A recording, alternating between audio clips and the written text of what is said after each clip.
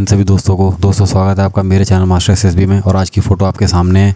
इस फोटो में हम देख सकते हैं कि ये बच्चा है, 20-22 साल का ही होगा और इसने एनसीसी की ड्रेस टाइप पहनी हुई है 100%। नीचे आप देख सकते हैं जूते भी हैं और इसकी वो निक्कर है और ये पक्का एनसीसी की ही ड्रेस है। और ये एक रोप ब्रिज टाइप कोई तो ऑब्स्टिकल है, उसके ऊपर से ये क्रॉस कर रहा है। ठीक है, तो ये पिक्चर है दोस्तों और देखिए इस पर हम स्टोरी किस तरीके से बना सकते हैं। Anmol was a second-year student and SU of his NCC batch from Haryana Directorate. He had gone to a national camp with other cadets, and during the second day of the camp, they had to complete a BOC. After getting permission from the camp senior, Anmol divided all the cadets into two teams to make the BOC a competition among the two. Anmol himself volunteered to go first and started from the rope bridge as the first obstacle and completed all the remaining obstacles with full zeal and energy. Anmol continuously cheered his other teammates while they were performing and asked others to do the same. Both the teams performed well, but Anmol's team won with a slight margin. Anmol was very delighted, shouted war cries, praised his teammates and the other team for their effort. In the same evening, Anmol organized a campfire after getting permission, played Antakshari, cooked Maggie. Anmol himself played guitar, clicked pictures and spent a great day. The 7-day camp was conducted successfully and all of them returned with a memorable experience.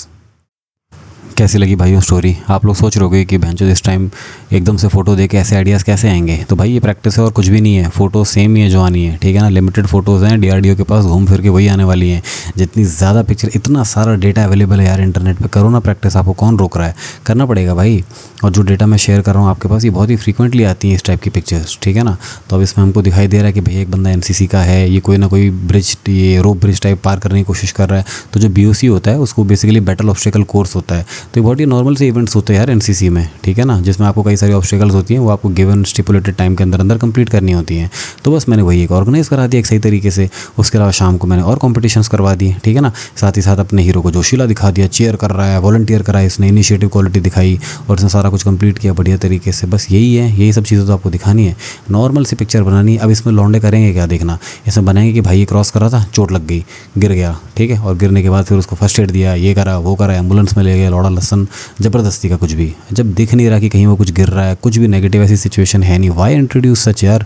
तो जब दिखाई दे रहा है कि एक neutral picture है, उसी पे स्टोरी बनाओ, इसको एक टास्क दो, स्मार्टली उसको अचीव कराओ। यही आपको करना है टैट में। पूरी आपकी जो स्ट्रैटेजी है वो इसी तरीके से काम करनी चाहिए टैट में। जब तक कोई नेगेटिव एलिमेंट दिया उसको डालो मत, जब तक और नेगेटिव एलिमेंट है तो उसको इग्नोर करो मत, ठीक है ना। मेरिट पे बनाओ स्टोरी को अपनी। तो आपको इसी तरीके से अपनी टैट की स्टोरीज़ को बनाना है।